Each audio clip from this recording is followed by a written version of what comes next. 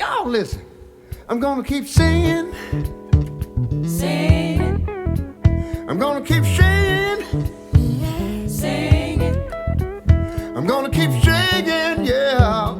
singing, Said I'm gonna keep singing. singing. You know, he's one of those artists that he's such a part of the fabric of popular culture. He seems like he's always been there. It's like Mount Rushmore. Well, if there was no Ray Charles, there would not be a lot of artists who are doing what they are today. In a way, he's one of the many fathers of our country. Ray Charles was relevant in the late 40s when he basically started, and he's even more relevant today.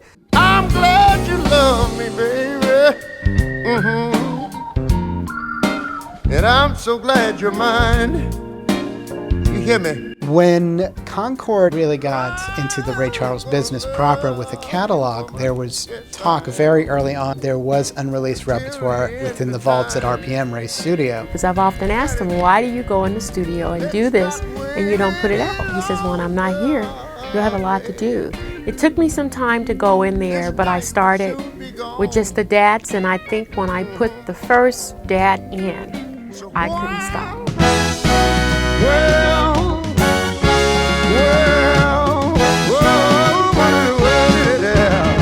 Look here. I should have been there when you were crying. I should have been there when you were blue. Ray had his hand on the console and knew that console and produced his own music. And so he knew how to do that. That was one of his loves. See,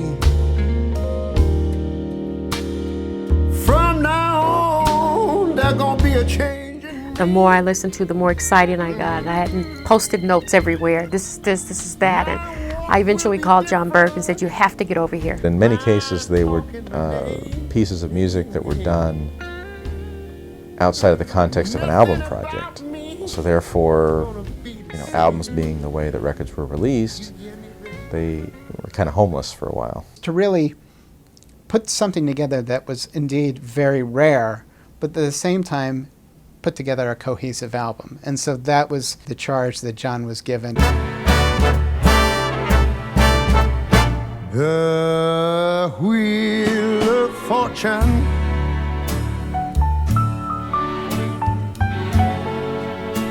goes spinning around. It feels like a record. It feels like something Ray might have done, as in terms of songs and how he might have put them together, and which songs he might have put together for an album. Not to be presumptuous, and with the utmost humility, it's an honor to work on this stuff, and I just hope that this is what Ray would have wanted. And it's telling a story, and you can just feel Ray, and that's what good music is all about. When you can feel it, and you can see him as if he's still here. Why me, Lord, what did I ever do that was worth love from you and the kindness you've shown? Lord, help me, Jesus, I've wasted it, so help me, Jesus. I know what I am, But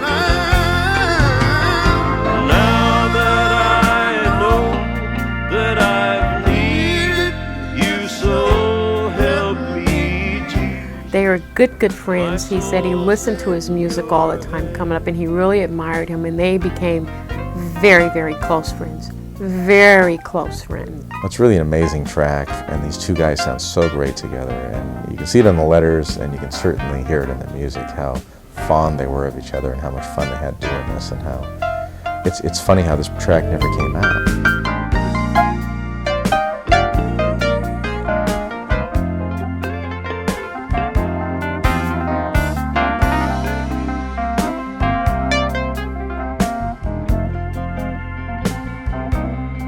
Try me, Lord.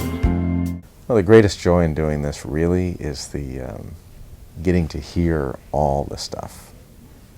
I mean, it's just amazing, and to have the honor and unique opportunity to listen to all the unreleased Ray Charles stuff is a rare and amazing privilege, because to me he's one of the greatest artists on the planet of all time. Get it.